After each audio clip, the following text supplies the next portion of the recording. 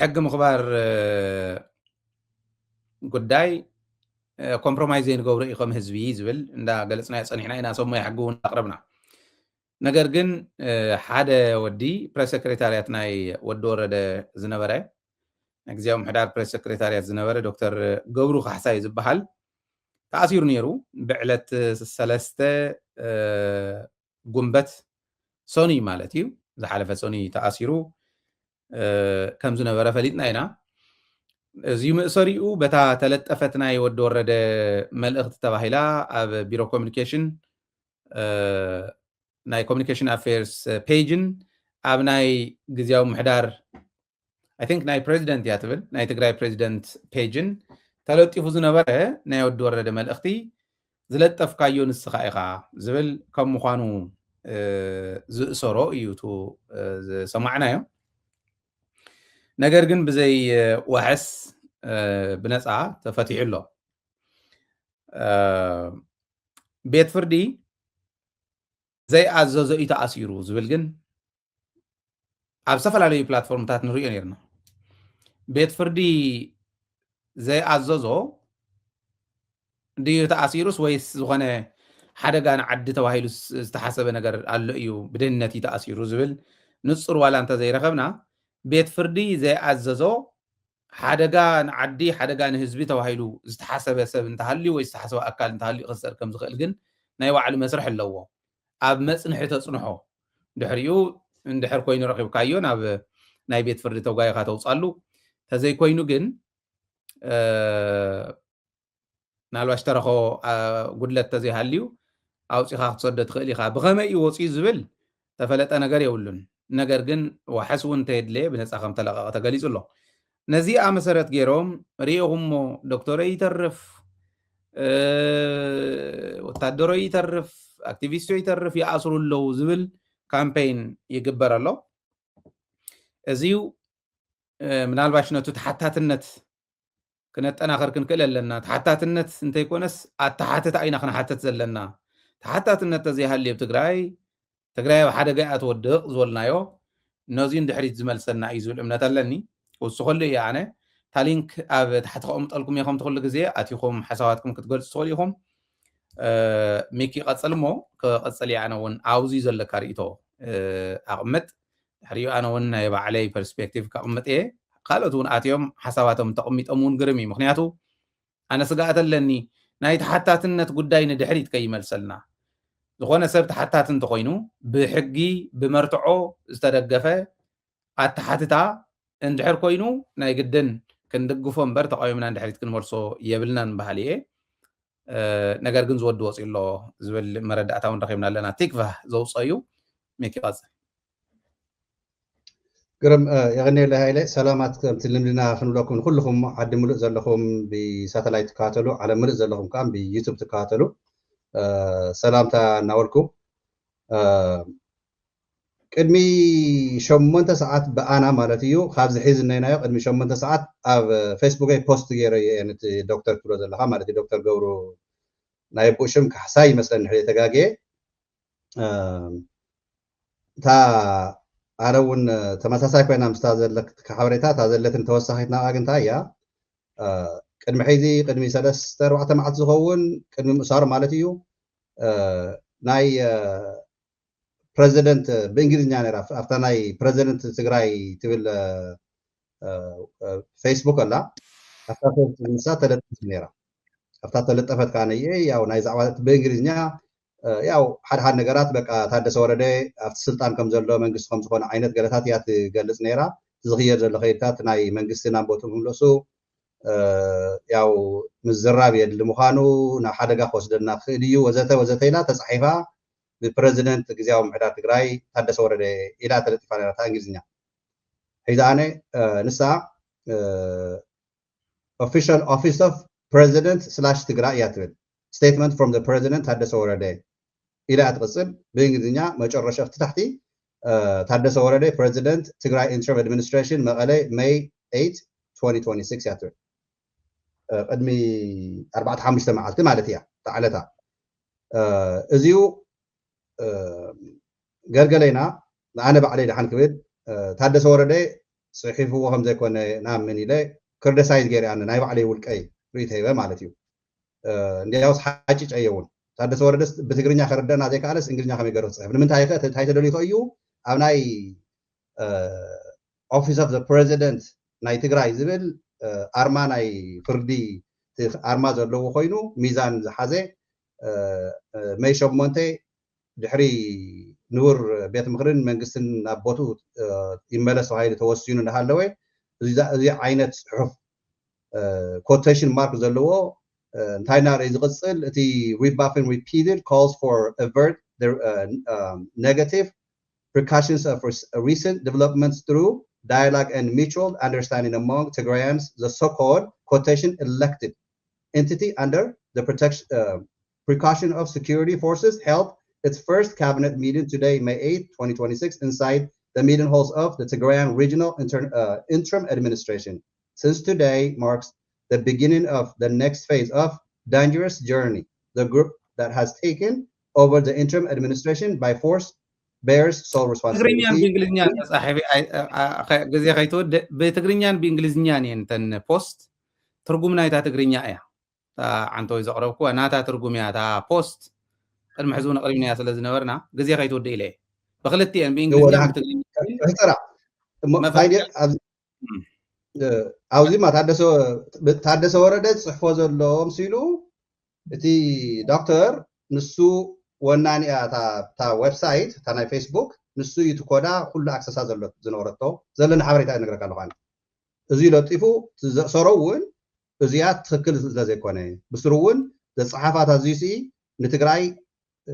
ብሕጊ ዝወስደና ዘይኮነስ ካብ ሕገ ወፅ ኮይኑ ዝኸድ ዘሎ ካይዳ ትክክል ዘይምኾነ ምዃኑ ዝወቀሱ እውን ኣለዉ ከም ዝበልካዮ እውን እንታይ ዝኸየድ ዘሎ ዝበሉ እውን ኣለዉ ካብቶም ተጨዊ እዩ ገለ ኢሎም ዝለጠፉ እኮ ሸዊት ውዳሰ እኮ ኣዲስ ኣበባ ኮይኑ እውን ለጢፎ ኣሎ ትማሊ ምስ ተኣሰረ እቲ ዶክተር እና እዚ ትክክል ከም ዘይነበረ ብፀጥታ ተታሒዙ ግን እቲ ናይ ዘድሊ ነገራት ስቴትመንት ወሲዶም እቲ ናይዚ ዌብሳይት እዚ እውን በዓል ናይቲ ኦፊስ ኦፍ ዘ ፕሬዚደንት ፓስወርዱ ኩሉ ነገር ከም ዘረከበ እቲ ፖስት እውን ንስኹም ዝገበሮ ባዕሉ ኣሚኑ ድሕራይ እምበር ይፈታሕ ተባሂሉ ከም ዝወፀ እዩ ዘለና እቲ ሓበሬታ ኣነ እቲ ሓበሬታ ካበይ ኣሶርሳ ደደቢት መመርትዖ ስለ ዝኾነ ንሱ ካብ ናይ ኣብ ትግራይ እንታይ ኣትብል ይመስለካ ከም ኣያልና ካብ ክንከይድ ብዘይ ምንም ዋሕስ ወፂኡ ኣሎ ንምንታይ ከም ዝወፀ ግን ኣይፍለጥን ንኣብነት ክልተ ምክንያት ኣቐሚጡ ኣሎ እቲ ሚድያ ባዕሉ ቃለ መሕተት ዝገበረሉ ንዕኡ ቲክቫህ የውፅዎ እስካዕ ሕዚ ብዜና ደረጃ ዘውፅኦ ዝረኣኽዎ ሰኒ 3 ጉንበት 2018 ካብ መንበሪ ገዝኡ ምሸት ሰዓት 1:30 ከባቢ ብዘይ ናይ ቤት ፍርዲ ትእዛዝ ብፀፅቲ ሓይልታት ተኣሲሩ ተወሲዱ ኣብ ሓድነት ክፍለ ከተማ ፖሊስ ጣብያ ተኣሲሩ ምክንያት ናይዝዩ ክልተ ክኾኑ እዮም ዝብሉ ተንተንትለው ይብል ከም ዝወፀ ጥራሕ እዩ ገሊፁ እምበር እቲ ወዲ እውን እቲ ኒትን ክብል ኣይደለየን ወፂኾም ምዃኑ ግን ኮንፈርም ገይሩልና እዩ እያ ትብል ምክንያት ናይዚ ግን ሓደ እታ ፅሕፍቲ ብክልተ ተለጠፈት ትግርኛን እንግሊዝኛን እያ ሎሚ ዕለት ካቢኔ ናይ ግዝያዊ ምሕዳር ኣኪቡሎ ተመሪፀ እየ ዝብል ዘሎ እዚ ስልጣን ናይ ግዝያዊ ምሕዳር ወሲዱ ተመሪፀ ኢሉ ካቢኔ ኣኪቡ ዘሎ ዓዲ ዘፍርስ ዘሎ ናይ መጀመርያ ናይ ትግራይ ናይ ምፍራስ ከይዲ ክኸውን እዩ እያ ትብል እታ ፅሕፍተታ ትግርኛ እታ እንግሊዝኛ ከዓ ናታ ትርጉም እያ ተዓንተ ወይ ተንብባ ዝነበርካ ስለዚ እታ ናይ መጀመርያ ምክንያት እታ ፅሕፍቲ ዝለጠፍካያ ንስኻ ኢኻ ዝብል ከም ምዃኑ ናትካ እያ እታ መልእኽቲ ንስኻ ኢኻ ፅሒፍካያ ንስኻ ኢኻ ለጢፍካያ ዝብል ኣቕሪቦምሉ ኖ ኣነ ይኮንኩን እቲ መልእኽቲ ናይ ጀነራል ታደሰ ወረደ እዩ ዝብል ኣቕሪቡሎም ድሓር ከዓ ፓስወርድ ክትህብ ክትክእል ኣለካ ዝብል ምክንያት እውን ክኾን ይኽእል እዩ እታ ፓስወርድ እታ ተሪፋ ዝነበረት ሓንቲ ዘይተቆፃፀርዋ ተሪፋ ዝነበረት ኩለንተን ሚድያ ኣስተኻኺሎም ዘይተቆፃፀርዋ ተሪፋ ዝነበረት ግን ፓስወርድ ናይታ ፔጅ ናይ ፕሬዚደንት ስለዝኾነት ንሳ ንክህብ ደልዮም እዮም ኣሲሮሞ ዝኾኑ ንሳ ምስ ሃበ ፈቲሖሞ ኮይኑ ይኸውን እዩ ዝብል ትንታነ እዩ ትግባህ ተወዲ ግን እንታይ እያ ነይራ ክበሃል ከሎ ክጥየቕ ከሎ ክምልስ ኣይደለየን ኣይመለሰን ፖሊስ እውን የውፀን ቤት ፍርዲ እውን የውፀን ታሶርስ ክንረኽባ ማለት እዩ نعم تاسر صخد نقرنا تاسورس دحان أنا زروتا تندس تقمتنا لحان ديها بقى بقى كده أنا زين يكون نايتيك أنا لسسين زين دحان أنا نوصل هن محيز ما ناي سبات هيوت ون رزق زوتون ديو تقولات أنا بزخيات مجد خيدة على شيء تنحبريتا حلفنا توسيدة أنا ناتي أنالايز ناتي زرخوك حبريتا هي ولا هو قبل أركان هيوني ولا جورج هيوني كلا هيوني لوزيك وسيل ببيرو درجة أنت خوينون حزن من تام سيكا ميكي هم يقول لا أنا لسه ناي ميكي كم زي أيه اللي نقمت أنت خوينا جن مرتع خلوا الناخل الله ويو حزين نات أنا مرتعني إني إني يجين تمرتعه هذي تكوس لزخانة حد نقرأ تقول أب مصراي سلزلو كابي سورس يرخي ويله أوزي خدرجو حيك إلني هذه قمتاتهم نايب علم قمتات زنا جورو خاصبات اللو سخاخ أو توجس كأناليسيس تقبل اللي خامبر بمرتع نقرب ويكونن مالتي مرتع مالت شفت خمسة أنا زبلاز الله نعم نتحز أنا بمنتهي كم تأثره أي فلتن مرداتها بالليل نجرجن كل التريزن على محتات غير اللوز بالتكفى زبها الميديا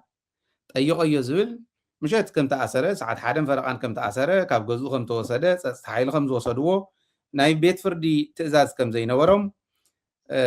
تصحفتي لطيف كايا أخذ زبل حدا مغنيات كخوني غلي لهم قالوا أتي تنتن اللو يلوت ميديا قريب الله أنا ون كمو قمت لني نياتو بريس سكرتارات سلازخانة كالايتي إتا باسورد نغهوم يوم وسيدومو دحار صيلهم بزي واحد سلقوا مغنياتو نص إيو يلقوا ميت الله أوكي زين كخوني غليو كم أنت غيرمون ويلدان سلاسي بوليس أيون تلك تامرتع ما تامرتع مخابزين نقول خنا حتى تمو بتزي ملكات أكان الحزب فقد قوينهم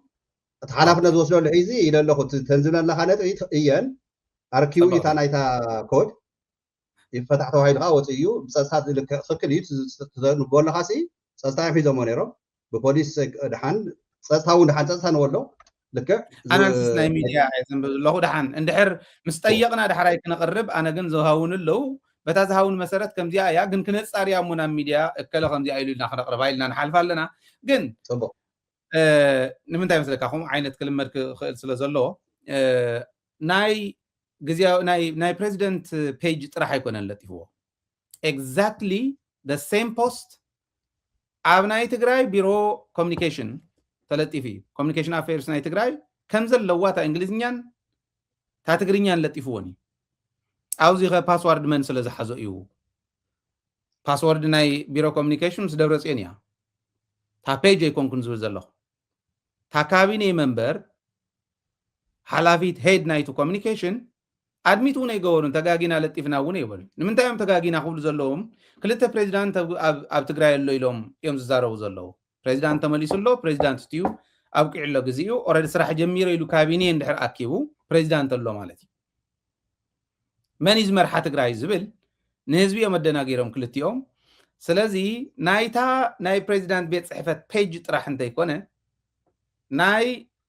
بيرو كوميونيكيشن page كده أمن سلزق قصاص رأيه اندحر كم خوينو اتوناي كابيني جزيا محدار منبر كوينو بريس سكرتاريات كوين زنبرة سبر ركاي بحال اتا هيد ناي كوميونيكيشنز اللاجن كابيني خوينا مستم كالوت كابيني منبرس تركب سبيا already ببريزيدنت ناي تعدت إزاز سبيا استجيجا ن دكتور جبرو محازن زي محازن يكون نزيو أدلا يخوين درخي ومس استحيلتات فلاي نايد هنت حيلي نعب غلع غليو كم زول نجار تلت يفهم كالي نجار كمتسي غليلهم تحسيهم ناي بيت فرد تزازون يجر اليوم من مخنياتو كحدروا اللوم أب سيف زخانة بوتا كم غيرهم لا يقوم خونو خوليوم كخونو خوليومي إحنا تأيقنا يرخبنا مل صحيفة له جن أي تمل سنسك حزي نجار جن أو أوت راح أنت يكونس أفتنا أي communications نبرت كنا من تاي كويناز والحطو ن زملكتهم أكلات خجدف مو دكتور جبرو أو عد جرات إنفرسن أما قال إنفرسن ليكتشرز نبرايو أيرون حزون يمر نتقينو FM 204 نت 4 ون زمر حزنا ورأيو دكتور جبرو إذا كل بوزيشنات زنورسب እንዳፈለጠ ክልተ ፕሬዚዳንት ኣለው ኢሉ ፅሒፉ እንተኮይኑ ኦፍ ኮርስ ባዕለይ ዝለጠፍክዎ እዩ ኣነ ገለ ኢሉ ስኢሎም ለቂቆሞ እንተኮይኖም ክክሰስ ኣለዎ ኢለ ዝሓስብ ዘይገበራ ስኢሎም ሒዞም መኸይዶም እንተኮይኖም ከዓ በደል እዮም ፈፂሞም ይቅርታ ክሓትው ኣለዎም ማለት ኢለ ዝሓትት ስኢሉ እቲ ንሴፍቲ ተባሂሉ ሒዝናካ ንሴፍቲ እዩ ተባሂሎም ተኣማሚኖም እንተኮይኖም ኢትስ ኦኬ ተዘይኮይኑ ግን እቲኣ እውን ክትእሰር ኣለዋ ዝብል ክትሓዙ ነይርዎም እታ ናይ ቢሮ ኮሚኒኬሽን እውን ዝብል እምነት ስለ ዘለኒ ክልተ ፕሬዚዳንት ኣሎ ምባል ዓገብ ስለ ዝኾነ ወንጀል ስለ ዝኾነ እዚዩ ክሕሰበሉ እዩ ዘለዎ ዓበይቲ ስልጣናት ሒዞም ዝነበሩ ዓዲ ዘበላሹ እንተሃልዮም ግን ተሓታትነት ሕዚ እውን ክነግስ ክኽእል ኣለዎ ኣተሓትታ እምበር ተሓታትነት ክንሓትት የብልናን ክትግበር ኣለዎ ዝብል ከቕምጥ እየ ለዘውዚ ክንምለሳ ኢና ሚኪ ምስታ ሶርስኻ እውን ተሓሒዝና ኣብኣና ሃለኹ ናይ ምእሳር እንድሕር ኢልና ግን ወሳዲኡ ዘይተፈልጠ ን300 መዓልትታት ዝተሰወረ ሓውና ኣሎ 300 መዓልቲ ትማሊ ዕለት 4 300 መዓልቲ መሊኡ ኣሎ ፊልሞን ዝበሃል ካሜራማን ኣቦ ክልተ ቆልዑ እዩ ክልተ ህፃናት ኣቦ ኮይኑ ኣቦ እንድሕር ዘይሃልዩ ውላድ ዘለዎ እዩ ዝፈልጦ እንታይ ዓይነት ክኾን ከም ዝኽእል ቱ ፊሊንግ ኣቦ ተኣሲሮም ዝኾነ ቦታ ኮይኑ ደቁ ዘቕልቦምን መሓድሮምን ዘይብሉ ስድርኡ ገዲፉ እንተተኣሲሩ ከዓ እዚኣ እውን ዝፈልጣ እቲ ዝወለደ ሰብ እዩ ቤተሰብ ዘለዎ እዩ ኣበይ በፅሐ ዝብል መግለፂ የተዋሃበን እስካዕ ሕዚ እዚኣ ብደንቢ ሕቶ ነቕርብ ኣነ ማለት ሓሳባተይ ከቕርብ እየ ሕቶ እውን ኣብኡ እናሃለና ንፖሊስ ኮሚሽን ከቕርብ ኣለዎ ኢለ ዝሓስብ በዓልቲ ቤቱ ኣደ ደቁ ወይዘሮ ገነት እዝራ ንኽጥይቕዋ ንዝኸዱ ሰባት ገሊፃቶም ኢሎም ብዙሓት ማሕበራዊ ሚድያ ነጠፍቲ ከምኡ እውን ሚድያታት ናይ ኢትዮጵያ እንተይተረፈሶም እኳ ንኻሊእ ኢሎም እዮም ኣብ ውሽጢ ትግራይ ከምዚ ይኾነ ኣሎ ኢሎም ተሓታትነትን ናይ ሕጊን ስርዓትን ምኽባር ኣብ ትግራይ ከምቋሽሹ ዝብልዎ እዩ ነገር ግን ን10 ወርሒ ድምፁ የለን ሕዚ እውን ብተስፋ ትፅበ ከም ዘላ ትገልፅ ደቁ እውን ኣቦኦም ክርዩ ተስፋ ከም ዘለዎም ትገልፅ ፖሊስ ተስፋ ሂቡ ነይሩ ይከታተሎ ከም ዝነበረ ከም ትፈልጥ እውን ኣቐሚጣ ኣብ ሓፂር እዋን መልሲ ክነፍልጥ ኢና ኢሉ ከም ዝነበረ እውን ተቐምጥ እሞ ፍትሒ ግን ኣይተረኸበን እያ ትብል ፍትሒ ንፊልሞን ፍትሒ ንስድራ ፊልሞን ዝብል ከቕምጥ ደሊ ፊልሞን ማለት እዚ እዩ ቤተሰቡ እዚኦም እዮም በዓልቲ ቤት እውን ከም ትሪእዋ ዘለኹም እዮም ስለዚ ኣብዚ እውን ብደንቢ በብግዚኡ መግለፂ እንተተዋሃበ ፀገም ዘለዎ ይመስለኒ ኣነ ፖሊስ ኮሚሽን ኣብዚ በፂሕና ኣለና ህዝቢ ተኸታተል ህዝቢ ሓገዝ ምባል እውን ይከኣል እዩ ካብኡ ንላዕሊ ሲሪየስ ዝኾነ ናይ ኢንተሊጀንስ ኢንትሩዥን ናብ ዲፍረንት ስፖትስ ዘድሊ እንተኮይኑ እውን ክግበር ክኽእል ኣለዎ ዝብል እምነት እዩ ዘለኒ ኣብዚ እውን ሓሳብካ ክተቕምጥ ሚኪ ኣብኣ ግን ሕዚ ገለገሊኦም ማሕበራዊ ሚድያ ነጠፍቲ ስኢልካ ንሹም ብናይ ፊልሞን ኣብ ልዕሊ ፊልሞን ብዝበፅሐ ፖለቲካዊ ንግዲ ንምትራፍ ንምንጋድ ዝገብርዎ ጉዕዞ እንዳኾነና ኢና መንግስትና እውን ንሓትት ዘለና ዝብል እምነት ኣለኒ ኣነ ከምኡ እየ ዝብል ዘለኹ ንኣብነት ደጀን መዝገበ ሓደ ግዜ ይዛረብ ነይሩ ንዓፋር መኻደይ መሓሾን ሒዘው እዚኡ ካብ ዝጠፍእ ይብል ህዝቢ መላዓሊ ይገብርሉ ከምዚ ዓይነት ጭውያ ኣብ ትግራይ ጥራሕ ኣይኮነን ግን ዋላ ኣብ ካሊእ ይሃሉ ብዘይግድስ ኣብ ትግራይ ክህሉ የብሉን እንተኢልና ናይ ግድን ከምዚ ዓይነት ጉዳያት መፍትሒ ክግበረሎም ኣለዎ ሕዚ መንግስቲ ከዓ ስለ ዝተመለሰ ተሓታትነት ዘለዎ መንግስቲ ስለ ዝኾነ ተሓታትነትኩም ኣብዚ እውን ኣሎ ክብል ደልየ ባፀለ ሚኪ ግርም ታንክ ዩ ማለት ናይ ፊልሞን ብጣዕሚ ዘሕዝነካ እንታይ ድዩ ህፃውንቲ ደቁ ብድሕሪት ገዲፉ ኣብ ካሊእ ሶሻል ሚድያታት እውን ዝሓለፉ ወርሕታት ንእሽተይ ተኻቲዕና ነርና ኢና ምስ ሰባት ትክትዕታ እዩ ናይ ፀጥታ ኤርትራውን ጨውዮም እዮም ወሲዶሞ ካብ ትግራይ ዝብል ክስታት እውን ይሰምዕ እየ ኣብ ማሕበራዊ ሚድያ ማለት እዩ ናይ ቲክቶክ ዩቱበራት ኣለው እዮም ከምኡ ኢሎም ጎስጓስ እውን ነይሩ እዩ እታ ፅብቕቲ ዝበልካ እታ መጨረሻ ግን ኣብ ትግራይ ስሩዕ መንግስቲ ብህዝቢ ዝተመረፀ ስሩዕ ቤት ምክሪ بهز تمرسه نابوتو ناب سرعو تمريسلو سو እዚ ሰብዚዩ ስድራ ነይዎ ሓውና እዩ ዝፈጸመ ገበን እንተልዩ መንግስቲ ትግራይ እዚዩ ኣዋፊሩ ጸጥታ ትግራይ ኣበይ ከም ዘሎ ንኽፍለጥ ዝፈጸመ ገበናት እንተልዩ እውን ንዙይና እኮ ባይ ዘ ወይ ቃልስና ንምንታይ ድዩ ወለድና ተሰውኡ ኣሕዋትና ተሰውኡ እንድሕር ገበን ተፈጺሙ ትሕጊ ከምቲ አንተ እውን ትብለነበርካ ብዛዕባ ናይ ዶክተር ዝፈጸመ ገበናት እንተልዮም ብሕጊ ይጠየቅ ኩሉ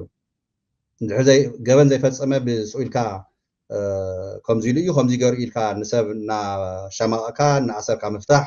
ወይ ድማ ዝበኣሰ ናይ ዝሓውና ግንስ ናይ ፊልሞን ኣብ ርእሲ መሬት ኣሎ ድዩ የለን እውንስ ካብዚ ንላዕሊ ባይ ዘ ወይ ሕማቕ ነገር የለን ህይወት ታዶ ተባዕልቲ ገዝኡ ኣዶ ህፃውንቲ እንደገና ወለዲ ናሃቱ ኣሕዋቱ ኣሓቱ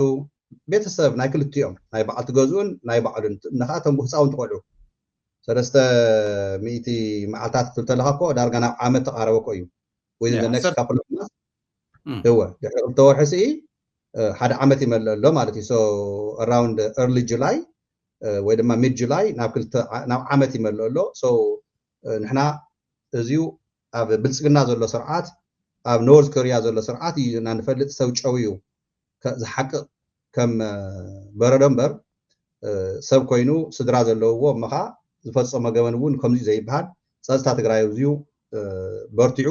ክእልሽ ኣትሊስት ነቲ ማሕበረሰብ ነቲ ቤተሰብ ብከምዚ ምክንያት ወይ ተጨዊሉ ሓበሬታ ንእሽተይ ክህብ ክእል ኣሎ ዋላ ነቲ ማሕበረሰብ ንኩሉ ንኣና እንታይ ኣጋጢሙ ሰብ እዚዩ ኢልካ ነቲ ህዝብና ኣይ ቲንክ መረጋግዒ እውን ይኸውን እዩ ስርዓት ናይ ትግራይ እውን ክኽበር ንድሕር ኮይኑ ህዝቢ እውን ዋ ዝቃለሱ ዘሎ ቃልሰይሲ ትክክል እዩ ኢሉ ንክኣምን እውን እንታይ ኣጋጢሙ ድሕራይ ኣብዚዩ ኢድ ናይ ኤርትራ እውን ኣለዎ ተባሂሉ ተደጋጊሙ ኣነ ሰማዕዎ ኣሎ ከም ትብለካ ዘለኹ እውን እዚ ንባዕሉ ንኤርትራ እውን ፅቡቅ ኣይኮነን ናይ ኤርትራ ጸጥታ ትግራይ ኣትዩ እንድሕር ጨዊዎ ኮይኑ ኣነ ገይርዎ እየ ኮነ ዝበለኹ ግን እንተገይርዎ ንኣነ ሓደጋ እዩ ምክንያቱ ንሕና ፅምዶ ክንብል ተለና ሰላም ክንብል ተለና ሰላም ንክፍጠር እምበር ዝኾነ ገበነኛ ዋላ ኤርትራ ገበነኛ ኣብ ትግራይ እንሄ እዩ ኢላ እንድሕር ኣሚና ንመንግስቲ ትግራይ ኣፍቂዳ ምስ ጸጥታ ትግራይ ኮይና ሓቲታ ናይ ኢንተርናሽናል ኮምፕሊኬትድ እዩ ከመይ ይግበርን so ኣብ ውሽጥና ግን ፎክስ ዝገብሩ እንታይ ኣነ እዚ ነቶም ናይ ኤርትራ መንግስቲ ኢደለዎ እዩ ብኤርትራ ይተጨው እዩ ኢሎም ዝዛረቡ ዝብል ዘለኹ እግር መገደይ ደጋጊሙ ስለ ዝዝረብ ስለ ዝሰምዖ so እዚ ኣነ ዝፈልጦ ጉዳይ የብለይን ኣብዚ ናይ ኢደ ጸጥታ ኤርትራ ዶ ገለ ዶ ምክንያቱ እቲ ሓውና እዚዩ ኣብ ትግራይ ይተጨው እዩ ሓላፍነት ዝወስድ መሪሕነት ናይ ትግራይ ጸጥታ ትግራይ ኣብዚ ዝምልከቶ ውልቀ ሰባት እዮም ጨውዮም ገለ ድዮም እውን ተኮይኑ ጸጥታ ናይ ትግራይ ብመንግስታዊ ደረጃ ትካል ተኣል ኢንቨስቲጌሽን ከም ብሓድሽ ድዩ ይካየድ ተልዩ እውን ኣትሊስት ዝኾነ ኣንፈት ኣፕዴት ነቲ ቤተሰብ ይግብኦ ሓፈሻዊ ኳን ዓለም ሙሉእ ዘለና ተጋሩ ኣሕዋትና ብከምዚ እዩ ጭውያ ምንም ኣንፈት ዘይብሉ ምንም ኢንፎርሜሽን ዘይብሉ ክሓቁ እንተለው ከም በረድ ግን ቃልሲ ናይ ትግራይ ናይ ሒዚ ይኹን ናይ ትማሊ ንቐጻሊ እውን ብከምዚ ዝምጥነና ስለ ዘይኮንና ከም ተጋሩ ህፃውንቲ ቆልዑኻን ሽኮራት ዝኾነ ቆልዑ እኒአዎ በዓልቲ ገዝኡ እውን ያው ፅንዖ ኢኹም ጠንክሩ ድምፂ ንምዃን ግን ደስ እያ ትብልታ ምምፃእኻ እዚኣ ኣፕሪሼት ገይረ እያ ምክንያቱ ኣብ ቲክቶክ ኢና መብዛሕትኡ ግዜ ዛዕባ ዝሓውና እዚዩ ዛዕባ ፊልሞን ማለት እየ ነልዕለና መንእሰይ እዩ ጋና እዩ ስለዚዩ መንግስቲ ትግራይ ሒዙ እውን ብዙሕ ስራሕቲ ኣሎ ግን ከም ጸጥታ ትግራይ እውን ናይ ጸጥታ ኣመራርሓ ትግራይ እውን ኣብዚ ኣትኩሮም ንክተሓባበሩ ኣበይ ኣሎ ንምፍላጥ ኣድላይ እዩ ክብል ይደሊ ኣጋጣሚ ኮይኑ ብዝተፈላለዩ ምክንያታት ናይ ፖሊስ ኮሚሽን ናይ ትግራይ ቦቱ ናህና እውን ተሰረቀ ንብረት ምክንያት ክንረክቦም ከለና ብዝተወሰነ መልክዑ ስለ ፊልሞን እውን ኣልዒልና ነርና ኢና ኣብ ክትትል ከም ዘለው እስካዕ ሕዚ ኣብ ፃዕሪ ከም ዘለው ናይ ፖሊስ ኢንቴሊጀንስ ይሕብሩ እዮም ንፅዕር ኢና ዘለና ንሰርሕ ኢና ዘለና ዊርድ እዩ እቲ ጉዳይ ግን ሰርሕ ኣለና ይብሉ እዚኣ ዝፈልጥ ሰብ ካብ ምሕማይ ካብ ምውቃስ ካብ ምንቃፍ ካብ ምፅራፍ ካብ ኢሞሽን ካስኢልካ ማሕበራዊ ሚድያ ምድርባይ ኢንፎርሜሽን ኣለኒ ዝብል እንተሃልዩ ንፖሊስ ኮሚሽን ክህብ በዚ ኣጋጣሚ ፀውዒተይ ከቕርብ ምክንያቱ ንደለለና ኣለና ከም ዝበሉ ኣነ ይነግረኩም ኣለኹ ንዓይ ዝበሉኒ እዩ ናይ ደደቤት ኣቑሑት እውን ተሰሪቑ ካሜራታትና ኮምፒውተራትና ተሰሪቑ ስለዝኾነ ንዕኡ ስለንራኸብ ናይ ፊልሞን ጉዳይ ናይ ካልኦት ናይ ፀጥታ ጉዳይ ናይ ትግራይ እውን ስለዝተሓሳስቡና ክንራኸብ ከለና ንሓተት ኢና ንሳቶም ከዓ ጀኒውንሊ ብደንቢ እንደም ብጣዕሚ ብስምዒት ዝዛረብሉ ከም ምዃኑ እቶም ዝረኸብክዎም ፈልጥ እየ ሓበሬታ ዘለዎ ሰብ ንፖሊስ ኮሚሽን ንክህብ በዚ ኣጋጣሚ ፃውዒት ክቅርብ ፖሊስ ኮሚሽን እውን ሰብ እዩ ናይ ሰብ ሂወት ኢና ንብል ዘለና ናይ ሓደ ጥራሕ ኣይኮነን ናይ ዞም ዝኔው ቤተሰብ ብምልኡ ሂወት እዩ ተኣሲሩ ዝንሄ ከመይ እዩ ናበይ ይጠፍኡ ዝብል እዚኣ ፋሕቲሩ ምርካብ ናይ ትግራይ ፖሊስ ኮሚሽን ዓብይ ኣስተዋፅኦ እዩ ንህዝቢ እውን ዓብይ እምነት ንክሕድር እዩ ዝገብሮ ስለዚ እዚ ክትገብሩ ንሕና ብዝከኣለና ብጎንኹም ከም ዘለና እዩ ህዝቢ ግን ደጊምና ደጋጊምና ህዝቢ እንተዘይሃልይዎ ዝኾነ ይኹን ኦፕሬሽን ክሳኻዕ ከም ዘይኽእል ስለንፈልጥ ህዝቢ ኣብ ጎኒ ፖሊስ ኮሚሽን ክኾን በዚ ኣጋጣሚ ፃውዒት የቕርብ ማለት እዩ